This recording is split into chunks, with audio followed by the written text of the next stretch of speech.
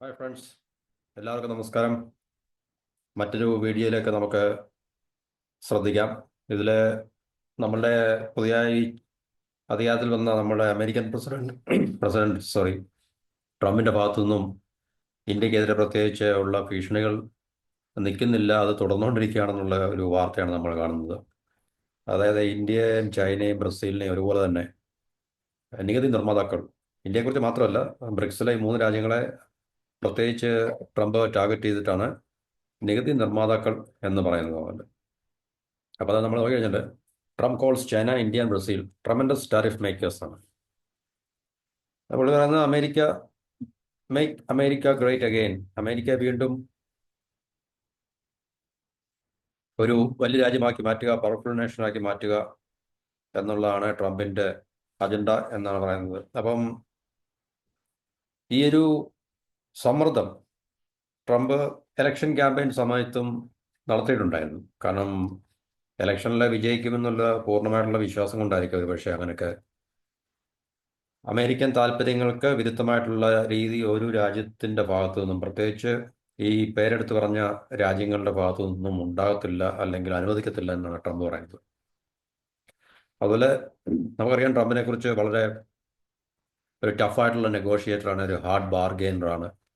ഞാൻ നേരത്തെയുള്ള വീഡിയോയ്ക്ക് അത് തന്നെ പറഞ്ഞാണ്. കാരണം പുള്ളിക്ക് അങ്ങനെ ഓപ്പണായിട്ട് പച്ചയ്ക്ക് ബാർഗെയിൻ ചെയ്യുന്നതിലോ, അല്ലെങ്കിൽ ഇപ്പം ഏഹ്, മറ്റുള്ള ഹെഡ് ഓഫ് സ്റ്റേറ്റുമായിട്ടുള്ള അദ്ദേഹത്തിൻ്റെ കൂടിക്കാഴ്ചയിലൊക്കെ ഓപ്പണായിട്ട് തന്നെ മീഡിയയുടെ മുമ്പിൽ തന്നെ എന്നുള്ളതിന് അദ്ദേഹം അവരുമായിട്ട് വില പേശുന്ന കാഴ്ചകൾ, അല്ലെങ്കിൽ അതുപോലുള്ള വീഡിയോകളൊക്കെ നമ്മൾ കണ്ടിട്ടുണ്ട് നേരത്തെ എന്ന് പറഞ്ഞു കഴിഞ്ഞാൽ. ഇപ്പം ഞാൻ ഇമ്രാൻഖാൻ്റെ, അതുപോലെ Saudi crown prince Mohammed bin Salman, അപ്പോൾ ഇങ്ങനെയുള്ള നേതാക്കളുമായിട്ടൊക്കെ നേരത്തെ കൂടിക്കാഴ്ച നടത്തിയപ്പോൾ ട്രംപ് പച്ചയ്ക്ക് തന്നെ വളരെ ഓപ്പണായിട്ട് തന്നെ അവരുമായിട്ട് ബാർഗെയിൻ ചെയ്യുകയും നെഗോഷിയേറ്റ് ചെയ്യുകയൊക്കെ ചെയ്യുന്ന ഒരു രസകരമായിട്ടുള്ള കാഴ്ച നമുക്ക് കാണാൻ സാധിക്കും. അപ്പോൾ അദ്ദേഹത്തെ സംബന്ധിച്ച് അത് ഒരു പ്രശ്നമല്ല. അപ്പോൾ അദ്ദേഹം പറഞ്ഞിരിക്കുന്നത് ഇന്ത്യ ഏറ്റവും കൂടുതൽ ആയുധങ്ങൾ അമേരിക്കയിൽ നിന്നും വാങ്ങണം എന്നുള്ളൊരു സമ്മർദ്ദവും ഇന്ത്യക്ക് മേൽ ചെലുത്തുന്നുണ്ട്.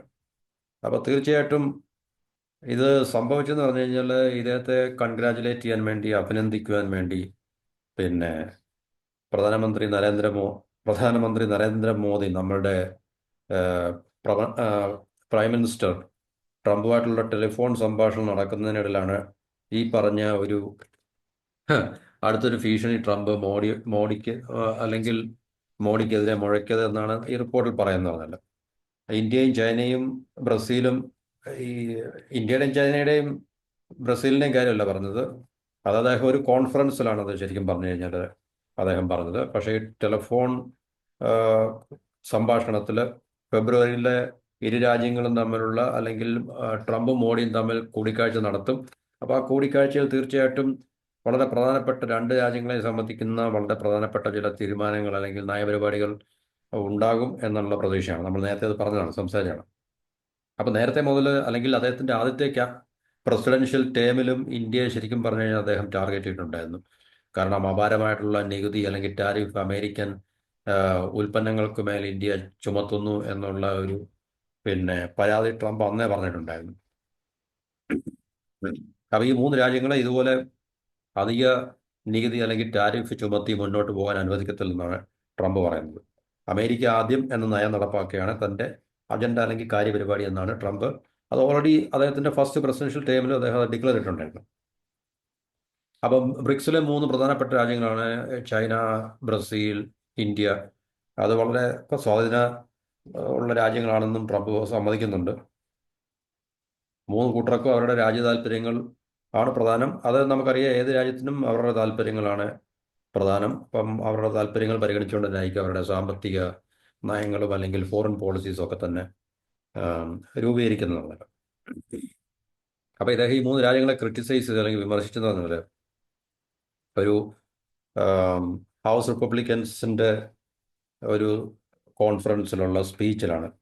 അപ്പോൾ അദ്ദേഹം അമേരിക്ക ഫസ്റ്റ് എന്നുള്ള ഒരു അജണ്ട കൂടുതൽ ശക്തമായിട്ട് മുന്നോട്ട് വെക്കുകയും ഈ മൂന്ന് രാജ്യങ്ങളെ ട്രമൻഡസ് ടാരിഫ് മേക്കേഴ്സ്, വളരെയധികം നികുതി ചുമത്തുന്ന രാജ്യങ്ങൾ എന്നാണ് പറഞ്ഞ് അദ്ദേഹം ടാർഗറ്റ് ചെയ്യുന്നത്. അപ്പോൾ അമേരിക്കയ്ക്ക് ദോഷമുണ്ടാക്കുന്ന രാജ്യങ്ങളുടെ മേൽ വളരെ അധികം ടാരിഫ് തിരിച്ചു ചുമത്തുമെന്നുള്ള ഭീഷണിയും ഒക്കെ തന്നെ ട്രംപ് മുഴക്കിയിട്ടുണ്ട്. അതുപോലെ തന്നെ ഫോറിൻ കമ്പനികൾക്ക് അമേരിക്കയിൽ കൂടുതൽ ഇൻവെസ്റ്റ്മെന്റ് നടത്താനും ബിസിനസ് ചെയ്യാനും ഒക്കെയുള്ള കൂടുതൽ നല്ല സൗകര്യങ്ങൾ ഉണ്ടാക്കി കൊടുക്കും, അല്ലെങ്കിൽ അതിന് പറ്റിയൊരു കാലാവസ്ഥ അല്ലെങ്കിൽ അനുകൂലമായിട്ടുള്ള പരിതസ്ഥിതികൾ തൻ്റെ കാലഘട്ടത്തിൽ ഉണ്ടാകും എന്നും ട്രംപ് പറയുന്നുണ്ട്. അപ്പം ഈ ട്രംപിൻ്റെ ഈ ഒരു സ്റ്റാൻഡ് പ്രത്യേകിച്ച് അത് ഇംപ്രൂവ് ചെയ്യുന്ന ഇന്ത്യ US റിലേഷൻ ഒരു ആശങ്ക ഉണ്ടാക്കുന്ന ഒരു നിലപാടാണ് ശരിക്കും പറഞ്ഞു കഴിഞ്ഞാൽ. അപ്പോൾ ഇതുവരെ ട്രംപിൻ്റെ ഭാഗത്തു നിന്ന് ഇത്രയും ദിവസമായിട്ടും കാര്യമായിട്ടുള്ള നീക്കങ്ങളൊന്നും ഉണ്ടായിട്ടില്ല ഈ പറഞ്ഞ രീതികളിൽ രാജ്യങ്ങൾക്കെതിരെയൊന്നും പ്രത്യേകിച്ച്. അപ്പോൾ അത് ഇന്ത്യ എത്രത്തോളം ഈ വരുന്ന ട്രംപ് മോഡി കൂടിക്കാഴ്ചയിൽ നമുക്ക് ഈ പ്രശ്നങ്ങൾക്ക് എത്രത്തോളം പരിഹാരം കാണാൻ സാധിക്കുമെന്നുള്ളത് അതിനുശേഷം നമുക്ക് കാത്തിരുന്ന് കാണാം. അപ്പോൾ അമേരിക്കയുടെ താല്പര്യങ്ങൾക്ക് ദോഷകരമായിട്ടുള്ള ഈ പറഞ്ഞ അധിക നികുതി ചുമത്തുന്ന ഈ രാജ്യങ്ങളുടെ നിലപാടിനെ ട്രംപ് കൂടുതൽ വിമർശിക്കുകയും ഈ രാജ്യങ്ങളെ ഭീഷണിപ്പെടുത്തുകയും ചെയ്യും. ഈ രാജ്യങ്ങളെ, ഇന്ത്യ ഉൾപ്പെടെയുള്ള രാജ്യങ്ങളെ ഭീഷണിപ്പെടുത്തുകയും അമേരിക്കയ്ക്ക് ദോഷം ചെയ്യുന്നവരുടെ മേലെ കൂടുതൽ അല്ലെങ്കിൽ അധിക നികുതി ഭാരം കൂട്ടുമെന്ന മുന്നറിയിപ്പും ട്രംപ് ആ ഒരു കോൺഫറൻസിൽ അല്ലെങ്കിൽ ആ ഒരു മീറ്റിങ്ങിൽ അദ്ദേഹം പറഞ്ഞിട്ടുണ്ട്. ഹൗസ് റിപ്പബ്ലിക്കൻ ഫ്ലോറിഡയിൽ നടന്നൊരു മീറ്റിങ്ങിലാണ് നേതൃയോഗത്തിൽ സംസാരിക്കുകയായിരുന്നു അദ്ദേഹം. അപ്പോൾ അദ്ദേഹത്തിൻ്റെ പതിവ് ശൈലിയിൽ തന്നെ അദ്ദേഹം പറയുന്നത് അമേരിക്കയ്ക്ക് ദോഷം ഉണ്ടാക്കിയിട്ട് നിങ്ങൾ നിങ്ങളുടെ സ്വന്തം കാര്യങ്ങൾ സംരക്ഷിക്കുകയാണ് എന്നാണ് പറയുന്നത്. അതിലിപ്പോൾ തെറ്റൊന്നുമില്ല, എല്ലാ രാജ്യങ്ങളും അങ്ങനെയൊക്കെ തന്നെയാണ്. അമേരിക്ക അങ്ങനെയാണ്, ബ്രിട്ടനും അങ്ങനെയാണ്, പാകിസ്ഥാനും അങ്ങനെ തന്നെയാണ്, ഇന്ത്യ അങ്ങനെ തന്നെയാണ്, ചൈന അങ്ങനെയാണ്, എല്ലാ രാജ്യങ്ങളും അങ്ങനെയാണ്. അവരുടെ സാമ്പത്തിക, അവരുടെ രാജ്യത്തിൻ്റെ താല്പര്യങ്ങൾ എത്രത്തോളം അവർക്ക് സംരക്ഷിക്കാൻ സാധിക്കുമോ ആ രീതിയിൽ അവരെല്ലാവരും എല്ലാ രാജ്യങ്ങളും സ്വന്തം താല്പര്യങ്ങൾ സംരക്ഷിക്കുക എന്നുള്ളതാണ് ചെയ്തുകൊണ്ടിരിക്കുന്നത്. അപ്പം നമ്മളുടെ ഈ പറഞ്ഞ രീതിക്കെതിരെ അമേരിക്കൻ പ്രസിഡൻഷ്യൽ ക്യാമ്പയിൻ സമയത്തും അല്ലെങ്കിൽ തെരഞ്ഞെടുപ്പ് പ്രചാരണ സമയങ്ങളിലും ഒക്കെ തന്നെ ട്രംപ് വളരെ ശക്തമായിട്ട് ഇന്ത്യയെ കടന്നാക്രമിക്കുകയും അല്ലെങ്കിൽ ഇന്ത്യ വിമർശിക്കുകയൊക്കെ ചെയ്തിരുന്നു. കാരണം അമേരിക്കയുടെ ഏറ്റവും വലിയൊരു ട്രേഡ് പാർട്ണറാണ് ഇന്ത്യ എന്നുള്ളതാണ്. ചൈന കഴിഞ്ഞ പിന്നെ അവർക്ക് ചൈനയാണ് ഏറ്റവും വലിയ ട്രേഡ് പാർട്ണർ. അപ്പോൾ അത് കഴിഞ്ഞാൽ ഇന്ത്യയും ഒരിക്കലും ഒഴിവാക്കാൻ പറ്റാത്ത ഒരു വ്യാപാര ബന്ധം അല്ലെങ്കിൽ പങ്കാളിയാണ് അമേരിക്കയ്ക്ക് ഇന്ത്യ അല്ലെങ്കിൽ ഇന്ത്യക്ക് അമേരിക്ക എന്ന് പറഞ്ഞാൽ. അപ്പോൾ ഇരു രാജ്യങ്ങളുടെയും താല്പര്യങ്ങളെ പരസ്പരം സംരക്ഷിക്കുക എന്നുള്ളത് വളരെ പ്രധാനപ്പെട്ട ഒരു കാര്യം തന്നെയാണ്. അപ്പോൾ അദ്ദേഹത്തിൻ്റെ ഒരു പിന്നെ പ്രസിഡൻഷ്യൽ സ്റ്റൈൽ നമുക്ക് പറയുന്നതിനപ്പുറം അദ്ദേഹത്തിൻ്റെ ഒരു കോർപ്പറേറ്റ് സ്റ്റൈല്, കാരണം പുള്ളി ഒരു ബില്യനർ ആണല്ലോ ഓൾറെഡി എന്ന് പറഞ്ഞു കഴിഞ്ഞാൽ, ഒരു ശതകോടീശ്വരനാണ്. അപ്പോൾ ഒരു കോർപ്പറേറ്റ് ടൈക്കൂണാണ് അദ്ദേഹം. അപ്പം അദ്ദേഹത്തിൻ്റെ എപ്പോഴത്തെയും സംസാരം എന്ന് പറഞ്ഞാൽ കച്ചവടത്തെ മുന്നിൽ നിർത്തിക്കൊണ്ട് മാത്രമല്ല, കച്ചവട ലക്ഷ്യം മുന്നിൽ നിർത്തിക്കൊണ്ട് മാത്രമായിരിക്കും. അപ്പോൾ ട്രംപിനെ അഭിനന്ദിക്കാൻ നമ്മുടെ പ്രധാനമന്ത്രി ടെലിഫോൺ വിളിച്ചപ്പോഴാണ് ഇന്ത്യ കൂടുതൽ അമേരിക്കൻ ആയുധങ്ങൾ മേടിക്കണം എന്നുള്ള ഒരു പ്രതീക്ഷയൊക്കെ ട്രംപ് മുന്നോട്ട് വയ്ക്കുന്നു. സമ്മർദ്ദം ചെലുത്തുക എന്നുള്ളതല്ല, അദ്ദേഹം എപ്പോഴും പറയുന്നത് എങ്ങനെയാണ്, ഇന്ത്യ കൂടുതൽ അമേരിക്കയിൽ നിന്ന് കൂടുതൽ ആയുധങ്ങൾ വാങ്ങിക്കുമെന്നുള്ള പ്രതീക്ഷകൾ അമേരിക്കയ്ക്കുണ്ട്, അല്ലെങ്കിൽ ട്രംപ് പ്രസിഡൻസിക്കുണ്ടെന്നാണ് അദ്ദേഹം പറയുന്നത്. അപ്പോൾ അത് നമുക്ക് തീർച്ചയായിട്ടും ഇപ്പോൾ അതിനകത്തിൽ ഒത്തിരി മാറ്റങ്ങൾ ഉണ്ടാകുന്നുണ്ട്. കാരണം ഇനിയിപ്പം റഷ്യയിൽ നിന്ന് നമുക്ക് ആയുധങ്ങൾ വാങ്ങിക്കാനുള്ള സാഹചര്യങ്ങൾ, കൂടുതൽ വാങ്ങിക്കാനുള്ള സാഹചര്യങ്ങൾ ഒരു മങ്ങലേറ്റ് നിൽക്കുന്ന ഒരു കാലഘട്ടമാണ്. കാരണം റഷ്യയും യുക്രൈനും തമ്മിലുള്ള യുദ്ധത്തിൻ്റെ അടിസ്ഥാനത്തിൽ നമുക്കറിയാം, തീർച്ചയായിട്ടും ഇപ്പം റഷ്യക്ക് ഒരു യുദ്ധത്തിൽ മുൻതൂക്കം ഉണ്ടെങ്കിലും തീർച്ചയായിട്ടും നമുക്കറിയാം ഒരു യുദ്ധത്തിൽ ഏർപ്പെട്ടുകൊണ്ടിരിക്കുന്ന രാജ്യത്തിൻ്റെ എന്തൊക്കെയായാലും ആ രാജ്യത്തിൻ്റെ അവസ്ഥ വളരെ പരിതാപകരമായിരിക്കും. അപ്പോൾ തീർച്ചയായിട്ടും അവരുടെ മിലിറ്ററി ഇൻഡസ്ട്രിയൽ കോംപ്ലക്സ് ഒക്കെ തീർച്ചയായിട്ടും അവർക്ക് ഇന്ത്യ പോലുള്ള രാജ്യങ്ങളിലേക്ക് എക്സ്പോർട്ട് ചെയ്യാൻ ഉണ്ടാകേണ്ട ആയുധങ്ങൾ തീർച്ചയായിട്ടും അവരുടെ ഫോഴ്സിന് വേണ്ടി ഉപയോഗിക്കേണ്ടി വരും. അത് തന്നെയല്ല, അവരുടെ മാനുഫാക്ചറിങ്, ഈ മേഖലയിലുള്ള മാനുഫാക്ചറിങ് എല്ലാം ഇനിയും അടുത്ത കാലത്തൊന്നും പെട്ടെന്ന് തന്നെ റിക്കവർ ചെയ്യാനുള്ള സാധ്യതയുണ്ടാകത്തില്ല. അപ്പോൾ തീർച്ചയായിട്ടും നമുക്ക് റഷ്യയെ പൂർണ്ണമായിട്ടും അല്ലെങ്കിൽ പഴയതുപോലെ നമുക്ക് ഡിപ്പെൻഡ് ചെയ്യുക എന്നുള്ളത് അത്ര ലോജിക്കലായിട്ടുള്ള ഒരു ഡിസിഷൻ അല്ല. അപ്പോൾ തീർച്ചയായിട്ടും ഇന്ത്യയുടെ ഭാഗത്തു നിന്ന് ഈ പറഞ്ഞ നയപരമായിട്ടുള്ള മാറ്റങ്ങൾ ഉണ്ടാകും. അമേരിക്ക പോലുള്ള രാജ്യങ്ങളിൽ നിന്ന് കൂടുതൽ ആയുധങ്ങൾ വാങ്ങാനുള്ള സാധ്യതയും നമുക്ക് തള്ളിക്കളയാൻ കഴിയില്ല. ഇപ്പോൾ നിലനിൽക്കുന്ന ഈ ജിയോ പൊളിറ്റിക്കൽ അവസ്ഥകൾ നമ്മൾ കണക്കിലെടുക്കുകയാണെങ്കിൽ റഷ്യ നമ്മളുടെ ഏറ്റവും നല്ലൊരു പങ്കാളി തന്നെയാണ്, സുഹൃത്ത് രാജ്യം തന്നെയാണ്. പക്ഷേ റഷ്യയുടെ ഇപ്പോഴത്തെ അവസ്ഥ അനുസരിച്ച് നമുക്ക് തീർച്ചയായിട്ടും ആം, കൂടുതൽ ആയുധങ്ങൾ സമീപഭാവിയിൽ തരും. ഇപ്പം S-400 ഒക്കെ അത് ഡെലിവർ ചെയ്യേണ്ട അത് ശരിക്കും പറഞ്ഞു. അപ്പം അതൊക്കെ ഇപ്പം ഡിലേ ആയിക്കൊണ്ടിരിക്കുകയാണ്. അപ്പം അങ്ങനെയുള്ള പല മേഖലകളിൽ അല്ലെങ്കിൽ പലതരത്തിലുള്ള ആയുധങ്ങൾ അല്ലെങ്കിൽ ആംസ്, വെപ്പൺസ് ഇതൊക്കെ റഷ്യയുടെ ഭാഗത്തുനിന്ന് ഇനിയും ഒരു സമയബന്ധിതമായിട്ടുള്ള പെട്ടെന്ന് തന്നെ നമുക്ക് ഒരു ഷോർട്ട് മീഡിയം ടൈമിൽ കിട്ടാനുള്ള സാധ്യത വളരെ കുറവാണ്. അപ്പം തീർച്ചയായിട്ടും നമുക്ക് അമേരിക്ക പോലുള്ള രാജ്യങ്ങളെ കൂടുതൽ ഇക്കാര്യത്തിൽ ആശ്രയിക്കേണ്ടി വരും എന്നുള്ളത് അവർക്ക് നല്ല കൃത്യമായി അറിയാം. അപ്പോൾ അതിൻ്റെ പശ്ചാത്തലം വേറൊന്നാണ്. അത് നമുക്ക് ഈ പറഞ്ഞ എന്തുകൊണ്ട് റഷ്യ യുക്രൈൻ വാറിൻ്റെ ഇപ്പം നമുക്കറിയാം ഒരു ജിയോ പൊളിറ്റിക്കലി അല്ലെങ്കിൽ ആം, ആഗോള രാഷ്ട്രീയത്തിലായാലും സമ്പദ് വ്യവസ്ഥയിലായാലും ഒരു സംഭവം നടക്കുമ്പോൾ അതിൻ്റെ മാനങ്ങൾ പലതായിരിക്കും, അറിഞ്ഞും അറിയാതെയും ഉണ്ടാകുന്നതാണ്. ഇപ്പം റഷ്യ യുക്രൈൻ വാർ ഉണ്ടായി എന്ന് പറയുമ്പോൾ ഈ സബ്ജക്റ്റിൽ നിന്ന് ഞാൻ വ്യതിചലിക്കുകയല്ല, എൻ്റെ കൂടെ നിന്ന് പറയുകയാണ്. അപ്പം ശരിക്കും യുദ്ധം നടക്കുന്നത് റഷ്യ യുക്രൈൻ തമ്മിലാണെങ്കിൽ തന്നെയും അതിൻ്റെ കോൺസിക്വൻസ് സാമ്പത്തികമായിട്ടുള്ള ഇക്കണോമിക് കോൺസിക്വൻസ് മാത്രമല്ല, ഇതുപോലുള്ള റഷ്യയെ ആശ്രയിക്കുന്ന ആയുധങ്ങൾക്ക് വേണ്ടി റഷ്യയെ ആശ്രയിക്കുന്ന ഇന്ത്യ പോലുള്ള രാജ്യങ്ങളുടെ പിന്നെ അവസ്ഥയ്ക്കും അത് വളരെ ദോഷം ചെയ്യും. യുദ്ധത്തിൻ്റെ കാലഘട്ടത്തിൽ മാത്രമല്ല, യുദ്ധം കഴിഞ്ഞാൽ കുറേ വർഷങ്ങൾ തീർച്ചയായിട്ടും അതിൻ്റെ പരിണതഫലം നമുക്ക് അനുഭവിക്കേണ്ടി വരും. പക്ഷേ ഇന്ത്യ തീർച്ചയായിട്ടും അതിനകത്തിലൊക്കെ വളരെ യുക്തിപരമായിട്ടുള്ള തീരുമാനമെടുക്കുന്ന ഒരു രാജ്യമാണ്. വളരെ ബാലൻസ്ഡ് ആയിട്ടുള്ള ഫോറിൻ പോളിസി കൈകാര്യം ചെയ്യാൻ കഴിയുന്ന ഒരു രാജ്യമാണെന്ന് നമുക്ക് അറിയാം.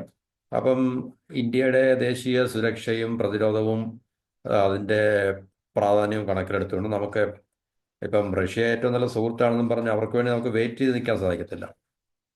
അവർ ആയുധങ്ങൾ ഉണ്ടാക്കി നമുക്ക് തരുന്നവരെ നമുക്ക് വെയിറ്റ് ചെയ്ത് നിൽക്കാൻ സാധിക്കത്തില്ല. കാരണം അത് നമ്മുടെ ഫോഴ്സിൻ്റെ ഫൈറ്റിംഗ് എഫിഷ്യൻസി അല്ലെങ്കിൽ വർത്തിനെയൊക്കെ അത് ബാധിക്കുന്ന ഒരു കാര്യമാണ്. നമ്മുടെ അയൽ രാജ്യമായിട്ടുള്ള പാകിസ്ഥാനും ചൈനയൊക്കെ ഈ സമയത്ത് കൂടുതൽ മോഡേണൈസ് ചെയ്ത് കഴിഞ്ഞാൽ അത് നമുക്ക് വളരെ ബുദ്ധിമുട്ടുണ്ടാക്കുന്ന ഒരു കാര്യമാണ്. അപ്പോൾ തീർച്ചയായിട്ടും ഇന്ത്യ യുക്തിപരമായിട്ടുള്ള തീരുമാനം എടുക്കുകയും അമേരിക്ക പോലുള്ള രാജ്യങ്ങളിൽ നിന്ന് അല്ലെങ്കിൽ ഫ്രാൻസ് അതുപോലുള്ള രാജ്യങ്ങളിൽ നമ്മൾ കൂടുതൽ ലേറ്റസ്റ്റ് ആയിട്ടുള്ള വെപ്പണറീസ് അല്ലെങ്കിൽ ആയുധങ്ങൾ വാങ്ങും എന്നുള്ളതിനകത്ത് സംശയങ്ങളൊന്നുമില്ല. അപ്പം ഇത് മുന്നിൽ കണ്ടുകൊണ്ട് തന്നെ ആയിരിക്കാം ട്രംപ് ഒരുപക്ഷെ മോഡിയോട് ഇങ്ങനെ ഒരു അഭിപ്രായം അല്ലെങ്കിൽ ഇങ്ങനെ ഒരു സജഷൻ മുന്നോട്ട് വെച്ചെന്ന് നമുക്ക് മനസ്സിലാക്കാൻ സാധിക്കും. അപ്പോൾ അമേരിക്കൻ നിർമ്മിത സുരക്ഷാ സാമഗ്രികൾ കൂടുതലായി ഇന്ത്യ സംഭരിക്കേണ്ടതിന്റെ പ്രാധാന്യം ഊന്നി പറഞ്ഞു എന്നായിരുന്നു ഇതേക്കുറിച്ച് വൈറ്റ് ഹൗസ് ഇറക്കിയ പ്രസ്താവന വിശദീകരിച്ചത്. ശരിയാണ്, നമുക്കത് തള്ളിക്കളയാൻ സാധിക്കത്തില്ല. ഇപ്പോൾ നിലനിൽക്കുന്ന ജിയോ പൊളിറ്റിക്കൽ റഷ്യയുടെ റഷ്യ യുക്രൈൻ വാറിന്റെ അടിസ്ഥാനത്തിൽ നമുക്കതിനെ തീർച്ചയായിട്ടും ഇന്ത്യക്ക് കൂടുതൽ ആയുധങ്ങൾ അമേരിക്കയുടെ ഭാഗത്തുനിന്ന് വാങ്ങിക്കേണ്ടി വരും എന്നുള്ളതിനകത്തിൽ സംശയങ്ങളൊന്നുമില്ല. അപ്പം ശരിയായ ഉഭയകക്ഷി വ്യാപാര ബന്ധത്തിലേക്ക് ബൈലാറ്ററൽ ട്രേഡ് റിലേഷൻസിലേക്കൊക്കെ ഇന്ത്യയും അമേരിക്കയും നീങ്ങണം എന്നുള്ളൊരു കാര്യം ട്രംപ് മോഡിയെ ഓർമ്മിപ്പിച്ചു എന്നാണ് പറയുന്നത്. അതിൽ ഏറ്റവും പ്രധാനപ്പെട്ട അനധികൃത കുടിയേറ്റക്കാരെ സംബന്ധിച്ചുള്ള കാര്യത്തിൽ മോഡി യുക്തിപരമായിട്ടുള്ളൊരു തീരുമാനമെടുക്കും അല്ലെങ്കിൽ അതിനുള്ളൊരു പോളിസി കൈക്കൊള്ളും എന്നാണ് ട്രംപ് ഈ ടെലിഫോൺ സംഭാഷണത്തിൽ പറഞ്ഞു എന്നാണ് വൈറ്റ് ഹൗസിൽ നിന്നിറക്കിയ റിപ്പോർട്ടിൻ്റെ അടിസ്ഥാനത്തിൽ നമുക്ക് മനസ്സിലാക്കാൻ സാധിക്കുന്നത്. അപ്പം ഇത് ഏറ്റവും കൂടുതൽ ദോഷം ചെയ്യുക നമ്മളുടെ, അതായത് ട്രംപ് ഈ ഭീഷണി മുഴക്കി അത് നടപ്പിലാക്കുകയാണെങ്കിൽ നമ്മളെ അത് വളരെ പ്രതികൂലമായി ബാധിക്കും എന്നുള്ള കാര്യത്തിൽ സംശയമൊന്നുമില്ല. അപ്പം ഇതാണ് ഏറ്റവും പ്രധാനപ്പെട്ട ഒരു വാർത്ത നമുക്ക് ലഭിക്കുന്നത്. അപ്പം അദ്ദേഹം കൂടുതൽ ഇന്ത്യയും അമേരിക്കയും തമ്മിലുള്ള ബന്ധങ്ങൾ കൂടുതൽ ശക്തമാക്കുവാനോ അല്ലെങ്കിൽ കൂടുതൽ സുഗമമായി മുന്നോട്ട് പോകുവാനുള്ള ശ്രമങ്ങൾ രണ്ട് രാജ്യങ്ങളും തുടരണം എന്നുള്ള പ്രതീക്ഷയിലാണ്. അപ്പോൾ തീർച്ചയായിട്ടും അടുത്ത മാസം ഉണ്ടാകാൻ സാധ്യതയുള്ള മോഡി ട്രംപ് കൂടിക്കാഴ്ച അല്ലെങ്കിൽ ഉച്ചകോടിയിൽ നമുക്ക് മനസ്സിലാക്കാൻ സാധിക്കുന്നത് തീർച്ചയായിട്ടും ഈ മാറ്റങ്ങൾ രണ്ട് രാജ്യത്തിൻ്റെ ഭാഗത്തുനിന്ന് ഉണ്ടാകാം. അപ്പം അദ്ദേഹം ഇതുവരെ ഈ പറഞ്ഞ രാജ്യങ്ങൾക്കെതിരെയൊന്നും നികുതി ഇമ്പോസ് ചെയ്യുകയൊന്നും ചെയ്തിട്ടില്ല. കാരണം ഇലക്ഷൻ ക്യാമ്പയിൻ്റെ സമയത്ത് ട്രംപ് പറഞ്ഞത് ഞാൻ വന്നു കഴിഞ്ഞാൽ ആദ്യമായി ഒപ്പിടുന്ന എക്സിക്യൂട്ടീവ് ഓർഡർ ചൈനയ്ക്കെതിരെയുള്ള ടാരിഫ് ആയിരിക്കും, നികുതി ആയിരിക്കും എന്നൊക്കെ അദ്ദേഹം പറഞ്ഞു. പക്ഷേ ഇതിൽ അതൊന്നും ആ, ചെയ്തിട്ടില്ല. ഞാൻ നേരത്തെ പറഞ്ഞത് അത്ര പെട്ടെന്ന് ഉം, വളരെ ധൃതിയോടുകൂടി കണ്ണും പൂട്ടി ബ്ലൈൻഡായിട്ട് ചെയ്യാൻ പറ്റുന്ന കാര്യങ്ങളല്ല എന്ന് പറഞ്ഞു കഴിഞ്ഞാൽ. കാരണം അമേരിക്ക ചൈനയ്ക്കെതിരെ അല്ലെങ്കിൽ അമേരിക്ക ഇന്ത്യക്കെതിരെ ടാരിഫ്, ഇന്ത്യയുടെ കാര്യമാണ് നിൽക്കട്ടെ, അമേരിക്ക ചൈനയ്ക്കെതിരെ ടാരിഫ് ഏർപ്പെടുത്തുകയാണെങ്കിൽ തീർച്ചയായിട്ടും ചൈനയ്ക്ക് ടാരിഫ് ഏർപ്പെടുത്താൻ കഴിയുന്ന ഒത്തിരി മേഖലകളുണ്ട്. അത് അമേരിക്കയ്ക്കും ദോഷം ചെയ്യും. അപ്പം ഇരു രാജ്യങ്ങളുടെയും തലവന്മാർ തമ്മിൽ കണ്ടുമുട്ടി കൂടിക്കാഴ്ച നടത്തി സംസാരിച്ചതിന് ശേഷം മാത്രം എടുക്കാവുന്ന തീരുമാനങ്ങളായിരിക്കും ഇതൊക്കെ എന്ന് പറഞ്ഞു കഴിഞ്ഞാൽ. എപ്പോഴും ഡിപ്ലോമസിക്ക് അല്ലെങ്കിൽ ഇതുപോലുള്ള മീറ്റിംഗ്സിനൊക്കെ വളരെ പ്രാധാന്യം ഉണ്ടല്ലോ അന്താരാഷ്ട്ര തലത്തിൽ എന്ന് പറഞ്ഞു കഴിഞ്ഞാൽ. അപ്പം ഒരു രാജ്യത്തിൻ്റെ യൂണിലാറ്ററലായിട്ട് ഏകപക്ഷീയമായിട്ട് അങ്ങനെ ഒരു തീരുമാനം എടുക്കുക എന്നുള്ളത് ഇന്നത്തെ ലോകത്ത് അത് അത്ര വലിയ ഒരു യുക്തിപരമായിട്ടുള്ളൊരു തീരുമാനം അല്ലെങ്കിൽ ഒരു മൂവ് ആയിരിക്കത്തില്ല. അതെപ്പോഴും ആ രാജ്യത്തിന് ഏറ്റവും കൂടുതൽ ദോഷം ചെയ്യുന്ന രീതിയിലായിരിക്കും അങ്ങനെയുള്ള പ്രവണതകൾ ഉണ്ടാകുന്നത്. അപ്പോൾ തീർച്ചയായിട്ടും ഇരു രാജ്യങ്ങളും തമ്മിലുള്ള ബന്ധങ്ങൾ ഏത് രാജ്യം തമ്മിലായാലും, ഇപ്പോൾ അമേരിക്കയും ചൈനയും തമ്മിലായാലും അമേരിക്കയും ഇന്ത്യയും തമ്മിലായാലും ശരി, ഇതുപോലുള്ള തീരുമാനങ്ങൾ കൈക്കൊള്ളുന്നത് അല്ലെങ്കിൽ തീരുമാനങ്ങൾ എടുക്കുന്നത് തീർച്ചയായിട്ടും ഇരു രാജ്യങ്ങളുടെയും തലവന്മാർ തമ്മിൽ സംസാരിച്ച് അവർ തമ്മിലൊരു എഗ്രിമെന്റ് വന്നതിന് ശേഷം ഈ ഇരു രാജ്യങ്ങളുടെയും താല്പര്യങ്ങളെ സംരക്ഷിക്കുന്ന തരത്തിലുള്ള സാമ്പത്തികമായിട്ടുള്ള പോളിസീസ് അല്ലെങ്കിൽ ഫോറിൻ പോളിസീസ് അല്ലെങ്കിൽ ഉഭയകക്ഷി ബന്ധങ്ങൾ, ഇതുപോലെ കരാറുകളൊക്കെ ഉണ്ടാക്കിയെടുക്കുക എന്നുള്ളതാണ് അതിൻ്റെ ഏറ്റവും നമുക്ക് കാണാൻ സാധിക്കുന്ന റിയൽ പൊളിറ്റിക്സ് എന്ന് പറഞ്ഞത് അല്ലേ. എന്താണ് പറയുന്നത്, ഈ പറഞ്ഞ പ്രായോഗിക രാഷ്ട്രീയത്തിൻ്റെ ഒരു തലം അതാണ്.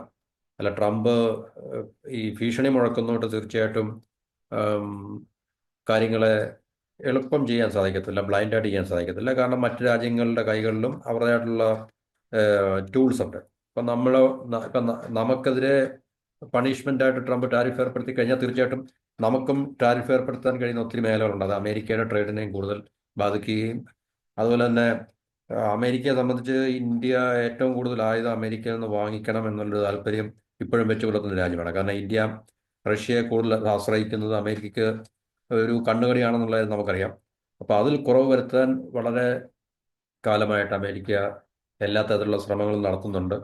അപ്പം ബന്ധങ്ങൾ വഷളാകുകയാണെങ്കിൽ അതിൻ്റെ ഏറ്റവും കൂടുതൽ ദോഷം അമേരിക്കയ്ക്കും ഉണ്ടാകും എന്നുള്ള കാര്യത്തിൽ സംശയങ്ങളൊന്നുമില്ല. അതുകൊണ്ട് ഇക്കാര്യങ്ങളൊന്നും ബ്ലൈൻഡായിട്ടുള്ള വളരെ അന്ധമായിട്ടുള്ള ഒരു ഫോറിൻ പോളിസി ഇനിഷ്യേറ്റീവ് ഒന്നും ഒരു അമേരിക്കൻ പ്രസിഡന്റും കൈക്കൊള്ളത്തില്ല എന്നുള്ള കാര്യം നമുക്കറിയാം.